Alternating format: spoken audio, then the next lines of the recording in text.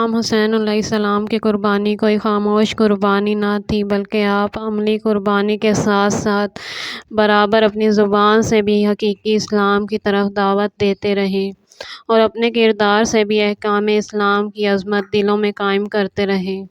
آپ نے کربلا میں تبلیغ حق کے پہلو کو کسی وقت نظر انداز نہیں کیا۔ اس وقت کہ جب خون کے پیاسے دشمنوں نے چاروں طرف سے امام پر راستہ بند کر دیا تھا اور 30,000 کے لشکر نے دین و مذہب بلکہ انسانیت کو خیر باد کہہ کر فرزند رسول صلی اللہ علیہ وآلہ وسلم کے قتل پر کمر باندھ لی تھی۔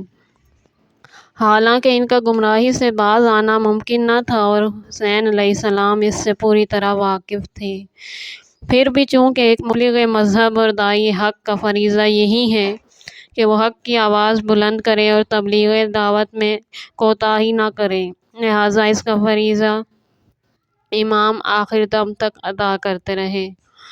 9 محرم کو اس وقت جبکہ خونخوار لشکر کی یورش تھی اور حسین اور ان کی جماعت کے قتل کر دینے کے لیے حملہ کر دیا گیا تھا، تو آپ نے اپنے بھائی عباس کو بھیج کر ایک شب کی مہلت مانگی، صرف اس لیے کہ اس رات بھر آخری دفعہ بیدار رہ کر خدا کی عبادت کر لیں۔ 6 شب اس طرح گزاری گئی کہ یعنی اس جماعت کی آوازیں ذکر الہی اور تسبیح کے ساتھ اس طرح گونج رہی تھیں جیسے شہد کی مکھی کے چھتے سے آواز آتی ہے۔ اس طرح انہوں نے دکھلا دیا کہ سخت ترین مواقع پر کس طرح اصول مذہب کا خیال رکھنا چاہیے، اور یہ کہ روحانی قوت عالم کی ہر قوت سے زیادہ پرطاقت ہے۔ اس سے زیادہ سخت اور کٹھن وہ موقع تھا جب روز عاشور لڑائی شروع ہو چکی تھی۔ حسینی جماعت کے بہت سے افراد قتل ہو چکے تھے اور نمایاں کمزوری محسوس ہونے لگی تھی۔ تیروں کی بارش جاری تھی، لیکن اس حالت میں بھی نماز ظہر باجماعت ادا کی گئی، اور ایسی نماز کہ جس کی نظیر عالم کی تاریخ پیش نہیں کر سکتی۔ امام رو بقبلہ اور مجاہدین کی صفیں پیچھے اور 2 بہادر جانثار امام کے آگے سینہ سپر بنے ہوئے تھے کہ جو تیر آئے اپنے سینے پر لیں، جس کا لازمی نتیجہ یہ تھا کہ نماز ختم ہوتے ہوتے ان 2 بہادروں میں سے ایک شہید بن عبداللہ حنفی زمین پر گر کر تڑپنے لگے اور دنیا سے رخصت ہو گئے۔ حقانیت کے وہ مظاہرات اور اسلامی تعلیم کے وہ نمونے جنہوں نے ایک طرف تو دنیا کو دعوت حق کی پرزور آواز سے بیدار کر دیا اور افراد اسلام کے اسلامی احساسات کو جھنجھوڑ کر بیدار کر دیا، اور دوسری طرف یزید اور آغاخواہان یزید کے ظالمانہ افعال اور اسلام کو حرکات کا پردہ چاک کر دیا۔ تاریخ شاہد ہے کہ کربلا کی جنگ میں حسینی جماعت کی ہر فرد ایک مبلغ کی حیثیت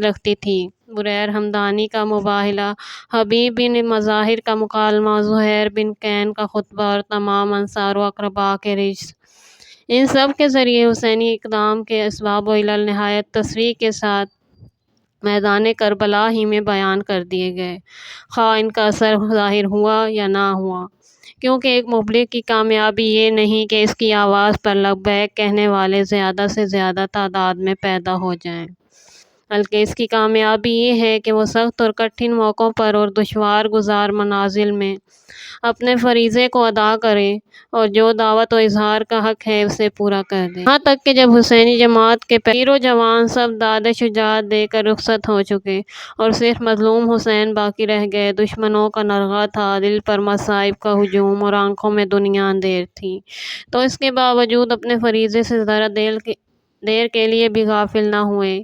انہوں نے کوئی دقیقہ اظہار حق میں اٹھا نہیں رکھا اور آخر نفس تک اپنے فرض کو ادا کرتے رہے، اس وقت بھی جبکہ شمر کا خنجر بوسہ گاہ مصطفیٰ صلی اللہ علیہ وآلہ وسلم کے قریب آ چکا تھا اور خامس آل عبا کی زندگی کا چراغ گل ہو رہا تھا۔ حسین علیہ السلام نے اپنے قاتل کے حق میں بھی تبلیغ کا فرض ادا کیا اور اپنے نانا کی حقانیت کو ثابت کر دکھایا، یہ فرما کر کہ اے شمر ذرا اپنے چہرے سے نقاب اٹھا۔ شمر نے نقاب ہٹائی۔ حضرت نے فرمایا، میرے نانا رسول اللہ صلی اللہ علیہ وآلہ وسلم نے سچ کہا تھا کہ اے حسین، تمہارا قاتل ایک مبروز کوڑھی شخص ہوگا، روحی لقل فدائے حسین ابن علی، آپ نے مرتے دم تک اپنے فریضے سے ہاتھ نہیں اٹھایا۔ آپ نے اپنے نانا کے قول کی زیر خنجر بھی تصدیق کی۔ آپ کے خون کا ہر قطرہ جو کربلا کی زمین پر گر رہا تھا، اسلام کی سچائی کا ایک دائمی نشان تھا۔ کربلا کا واقعہ مرقع مصائب ہونے کے ساتھ صرف دعوت آہ و نالہ اور تحریک اشک فشانی کا سرمایہ نہیں، بلکہ اس کے علاوہ ایک درسگاہ تعلیم و تربیت بھی ہے جس سے انسانی رفعت کی شاہراہیں سامنے آتی ہیں۔ حالانکہ عام طور پر کسی عمل میں کوئی ایک پہلو ہوتا ہے تعلیم کا، مگر واقعہ کربلا باوجود اپنی مختصر مدت وقوع کے تمام اہم تعلیمات کا مرکز ہے۔ حریت کے معنی خواہش کے مطابق مطلق العنانی کے نہیں، بلکہ اس کے معنی یہ ہیں کہ انسان اپنے ضمیر کے فیصلوں پر بغیر کسی رکاوٹ کے عمل پیرا ہو سکے۔ ان رکاوٹوں میں سب سے بڑھ کر خود اپنے لذائذ اور ان چیزوں سے محبت ہے جو اس ضمیر کی آواز پر عمل کرنے سے خطرے میں پڑتی ہیں۔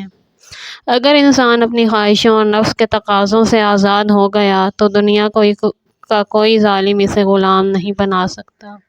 امام حسین علیہ السلام کے سامنے ہر وہ چیز خطرے میں انسان کو عزیز ہوتی ہے، لیکن آپ نے اپنے ضمیر کے فیصلے کے مطابق عمل کر کے ایسے ہنگام میں حریت نفس کا ثبوت دیا جس کی شدتوں کا تصور بھی عام طور پر انسان کے لرزہ پر اندام کر دینے کے لیے کافی ہے۔ یہی حریت کے وہ معنی ہیں جس کے اعتبار سے آپ نے حر بن یزید ریاحی کو، جو فوج باطل کا ساتھ چھوڑ کر حق کی طرف آ گئے، حریت کی سند دیتے ہوئے فرمایا: تم بے شک اس میں بامسمہ ہو، تم دنیا میں بھی حر ہو اور آخرت میں بھی۔ یہ حریت آزادی اور غلامی کے اس مفہوم سے بالکل الگ ہے جو آج سیاسی دنیا میں رائج ہے۔ کسی آزاد ملک کے افراد بھی حقیقت میں غلام ہیں جب وہ گنگا جمنی توقعات کی بنا پر غلط مفادات کی راہ اختیار کیے ہوئے ہوں، اور کسی غلام ملک کے بھی افراد آزاد ہیں اگر وہ باوجود جبر و تشدد کے شکنجے کے اپنے فرائض حق پرستی سے غافل نہ ہوں۔ بار منزلوں کے سامنے آنے پر قدم میں لغزش نہ ہونا ثبات و استقلال ہے، اور اس امتحان میں کربلا کے مجاہدین کا نمبر سب سے اول ہے۔ کون نہیں جانتا کہ گفتار اور کردار دو مختلف چیزیں ہیں، کہنا آسان ہے لیکن عمل کرنا مشکل۔ ماضی قریب کی عظیم جنگوں میں بہت سی قوموں کی آزادی سلب ہوئی۔ ان میں سے کون وہ قوم تھی جس نے جنگ شروع کرتے وقت یہ اعلان نہ کیا ہو کہ ہم آخری قطرہ خون گرنے تک دشمنوں کی غلامی قبول نہیں کریں گے؟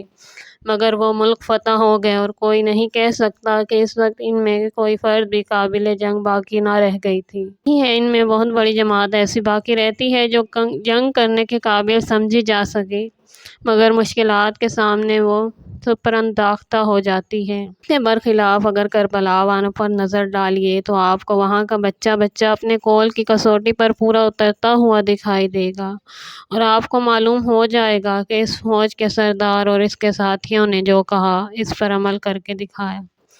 حضرت امام حسین علیہ السلام نے جب یہ فرمایا تھا کہ بیعت نہیں کروں گا، تو اس وقت اس کا صحیح مفہوم دنیا کو معلوم نہ تھا، کیونکہ انسانی تخیل کے حدود ان امکانات کا اندازہ نہیں کر سکتے تھے۔ جہاں تک واقعات کی رفتار بعد میں پہنچ گئی، دنیا نہیں سمجھ سکتی تھی کہ اس نہیں میں کتنے مشکلات کے مقابلے کا عزم مضمر ہے۔ حسین علیہ السلام جس وقت نہیں کی آواز بلند کر رہے تھے تو دل کی گہرائیوں میں اپنی قوت ارادی کا جائزہ لینے اور موقع کی نزاکت پر غور کرنے کے بعد یہ فیصلہ کر رہے تھے کہ شدائد اپنے امکانات کی آخری حد تک پہنچ جائیں گے لیکن میرے عزم کو نہ بدل سکیں گے۔ چنانچہ نتیجے نے ظاہر کر دیا کہ اس نہیں میں کتنا وزن تھا۔ راستے میں جب حر کہتا ہوا جا رہا تھا کہ اپنے اوپر رحم کیجیے، میں دیکھتا ہوں کہ آپ قتل ہو جائیں گے، تو آپ نے فرمایا تھا کہ کیا اس کے آگے بھی کچھ ہے؟ جب انسان حق پر قائم ہے تو موت کے آنے میں کوئی مذائقہ نہیں۔ فرزند علی اکبر نے یہی کہا تھا کہ جب ہم حق پر قائم ہیں تو موت کی پرواہ نہیں۔ آپ کی اس قوت عزم کو کا اندازہ دشمن کو بھی تھا۔ چنانچہ اس وقت کہ جب شمر ابن زیاد کا خط لے کر نویں تاریخ محرم کو آیا تھا، حسین علیہ السلام سے غیر مشروط طور پر اطاعت کا اقرار لو یا جنگ کرو، اور عمر سعد نے خط دیکھا تھا تو بجائے اس کے کہ امام حسین کے پاس جاتا اور آپ کو مضمون خط سے اطلاع دیتا، اس نے اپنی جگہ پر کہہ دیا تھا کہ حسین اس طرح تو اطاعت نہ کریں گے، وہ اپنے باپ کا دل اپنے سینے میں رکھتے ہیں۔ یہ میں سب نے دیکھ لیا کہ میدان جنگ میں ہزاروں مصائب کے سیلاب تھے جو آتے تھے اور اس کوہ عزم و استقلال سے ٹکرا کر واپس چلے جاتے تھے۔ گویا ان تمام مصائب کے ہجوم میں حسین کی زبان پر یہ شعر جاری تھا: اگر میرے نانا کا دین اس وقت تک برقرار نہیں رہ سکتا جب تک کہ میری رگ حیات قطع نہ ہو جائے، تو اے خون آ شام تلوارو آؤ، یہ جسم حاضر ہے۔ یہاں تک کہ اس وقت بھی جب آس پاس کوئی موجود نہ رہا تھا، اصحاب و انصار سب شہید ہو چکے تھے، خود آپ پر حملے ہو رہے تھے اور زخموں سے چور چور تھے، اس وقت بھی آپ کی ابرو پر شکن نہ تھی۔ خود عمر سعد کا ایک آدمی بیان کرتا ہے کہ خدا کی قسم میں نے کوئی دل شکستہ اور زخم رسیدہ آدمی جس کے اولاد، بھائی، اعزاء و انصار سب قتل ہو گئے ہوں، ایسا نہیں دیکھا جو حسین علیہ السلام سے زیادہ مطمئن، مستقل مزاج، ثابت قدم اور باہمت ہوں۔ خدا کی قسم ان سے زیادہ کیا میں نے ان کے قبل اور ان کے بعد ان کے مثل بھی کوئی نہیں دیکھا۔ میں اجتماعی ایک جمعیت کی وحدت خیال، وحدت قصد اور وحدت عمل سے پیدا ہوتی ہے۔ ایک شخص اگر تنہا ایک خیال پر قائم بھی ہے تو یہ ضروری نہیں کہ اسے ساتھی بھی ایسے مل جائیں جو بلا استثناء سب آخر تک اس کے ساتھ ساتھ چلتے رہیں۔ پیرووں کا ثبات و استقلال ایک علیحدہ چیز ہے جو کسی انسان کی انتہائی عظمت کے بعد بھی ضروری نہیں ہے کہ حاصل ہی ہو جائے۔ ہمارے سامنے انبیاء و مرسلین کے حالات میں ہمیں معلوم ہے کہ حضرت موسیٰ کے بنی اسرائیل پر کتنے احسانات کے، ان کو مظالم سے چھڑایا، مصر کے ملک سے بچا کر نکال لے گئے، بیت المقدس کے فتح کرنے کے لیے تیار کیا، مگر جب یہ لوگ عمل کی منزل سے دوچار ہوئے اور فلسطین کے قداور آدمی دکھائی دیے تو انہوں نے موسیٰ علیہ السلام سے صاف کہہ دیا کہ وہاں تو بڑے بڑے زبردست لوگ موجود ہیں، ہم ہرگز نہیں جائیں گے جب تک کہ وہ خارج نہ ہو جائیں، ہاں جب وہ نکل جائیں گے تو پھر ہم اندر داخل ہوں گے۔ اس بڑے مجمع میں جو موسیٰ کے ساتھ تھا، قرآن نے شمار کر کے بتایا کہ کتنے آدمی تھے جو اپنی بات پر قائم رہے۔ صرف 2 مخصوص آدمی وہ تھے جنہوں نے کہا کہ دروازے میں داخل ہو، جب تم داخل ہو جاؤ گے تو تمہیں فتح حاصل ہوگی، اور خدا پر بھروسہ کرو اگر ایمان رکھتے ہو۔ دوسرے لوگوں نے کوئی اثر نہیں لیا اور نہایت دل شکن الفاظ میں کہا، ہم ہرگز داخل نہیں ہوں گے جب تک یہ اس میں موجود ہیں۔ ایسا ہی ہے تو آپ جائیے اور آپ کا پروردگار اور آپ دونوں مل کر جنگ کر لیجیے، ہم یہاں بیٹھ کر تماشا دیکھیں گے۔ حضرت عیسیٰ علیہ السلام کے شاگردوں کا تذکرہ بھی ہمارے سامنے ہے۔ تھوڑے سے تو وہ لوگ ہی تھے جو ایمان لائے تھے، ان میں بھی یہ عالم تھا کہ شاگردوں ہی میں سے ایک تھا جس نے ان کے خلاف خبر رسانی کی اور ان کو گرفتار کرا دیا۔ انجیل بتا رہی ہے کہ یسوع مسیح نے اپنے ساتھیوں سے کہا، تم میں سے کوئی ایسا نہ ہوگا جو میرے بارے میں ٹھوکر نہ کھائے۔ ایک بڑے مخصوص شاگرد پطرس نے کہا، اے میرے باپ، سب ٹھوکر کھائیں، میں نہیں کھاؤں گا۔ یسوع نے فرمایا، صبح کو مرغ کے اذان دینے سے پہلے تو 3 مرتبہ میرا انکار کرے گا۔ انجام یہی ہوا کہ جب حضرت مسیح کو گرفتار کر کے لے چلے تو یہ شخص پیچھے پیچھے حالات دیکھنے کے لیے گیا۔ مخالف جماعت کو شک ہوا یہ حضرت عیسیٰ علیہ السلام کا آدمی ہے، پوچھا، تم ان کے طرفداروں میں سے ہو؟ کہا، نہیں، میں ان کو نہیں جانتا۔ دوسری مرتبہ بھی ایسا ہی ہوا اور تیسری مرتبہ۔ اس کے ساتھ عیسیٰ علیہ السلام کی شان میں نازیبا کلمات بھی استعمال کیے۔ اس وقت مرغ کی آواز آئی، اس طرح مسیح کی یہ پیشن گوئی پوری ہوئی۔ اسی طرح باقی ساتھیوں نے بھی حضرت عیسیٰ علیہ السلام کی کوئی نصرت و حمایت نہیں کی اور راہ حق پر ثابت قدم نہ رہ سکے۔ ہمارے پیغمبر صلی اللہ علیہ وآلہ وسلم کی تاریخی زندگی بھی اس طرح کے واقعات سے بھری ہے۔ بہت سے اس طرح کے مواقع کا تذکرہ قرآن کریم کے اندر موجود ہے۔ ایک معمولی سا واقعہ یہ ہے کہ ایک افسر کی ماتحتی میں، جس کا نام عبداللہ بن جبیر تھا، 50 آدمیوں کو درۂ کوہ احد پر کھڑا کر دیا گیا تھا کہ چاہے ہمیں شکست ہو چاہے فتح، تم اس جگہ سے نہ ہٹنا۔ مگر جنگ میں مسلمانوں کو کامیابی ہوئی تو باوجود یہ کہ افسر روکتا رہا، مگر سوا چند آدمیوں کے کوئی وہاں نہ رہا اور سب مال غنیمت کے لوٹنے میں مصروف ہو گئے۔ نتیجہ یہ ہوا کہ فتح شکست کی صورت میں تبدیل ہو گئی اور مسلمانوں کی اکثریت صبر و استقلال سے عاری ثابت ہوئی۔ ایسے نمونے تاریخ میں بے شمار ہیں، لیکن کربلا میں امام حسین علیہ السلام کے ساتھ جو لوگ تھے، ان میں سے کوئی بھی ایک شخص ایسا نہ تھا جس کے قول و عمل میں اختلاف کی جھلک بھی نظر آ سکے۔